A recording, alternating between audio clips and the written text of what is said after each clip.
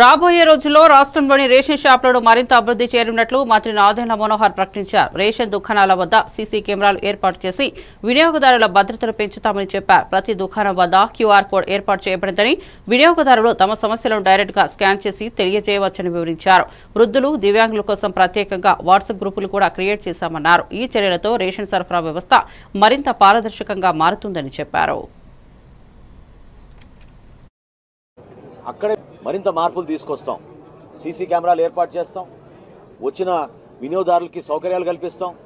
ఈ షాపుల ప్రాంతంలో పారిశుద్ధ్యత గురించి అక్కడ ఉన్న డీలర్లకి ఈ వ్యవస్థ పైన వాళ్ళకి పూర్తి అవగాహన వచ్చేటట్టు, ఎవరైనా ఇబ్బంది పడితే అక్కడే మేము పోస్టర్ పెట్టి జాయింట్ కలెక్టర్ గారి నంబరు, మా డిఎస్ఓ నంబరు, తహసీల్దార్ నంబరు, ఆ షాపు డీలర్ పేరు కూడా, ఆయన ఫోటో, ఆయన నంబర్ కూడా అక్కడ చాలా ప్రముఖంగా ప్రచురించి ఎవరికి ఎటువంటి ఇబ్బంది ఉన్నా కూడా దాంట్లో పెట్టమన్నాం.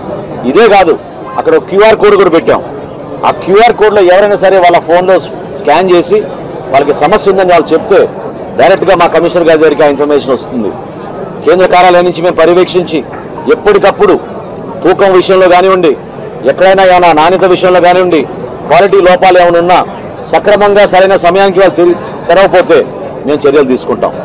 ఈ 65 సంవత్సరాలు నిండిన వృద్ధులకు, దివ్యాంగులకు సపరేట్ వాట్సాప్ గ్రూప్ ఏర్పాటు చేశాం. డీలర్లు ఖచ్చితంగా అక్కడ వెళ్ళగానే, వాళ్ళ ఇంటికి వెళ్ళగానే ఒక ఫోటో తీసుకుని మా కేంద్ర కార్యాలయానికి పంపిణీ చేశామని చెప్పి వాళ్ళు పంపించాలి. ఈ విధంగా మానిటర్ చేసుకుంటూ ఒక అద్భుతమైన కార్యక్రమానికి మరొకసారి శ్రీకారం చుట్టాం. గతంలో జరిగిన నష్టాన్ని మా కూటమి ప్రభుత్వం ఒక మంచి పరిపాలనతో ఒక మార్పు తీసుకురావాలని సంవత్సరం లోపే మేము చేసిన కార్యక్రమం.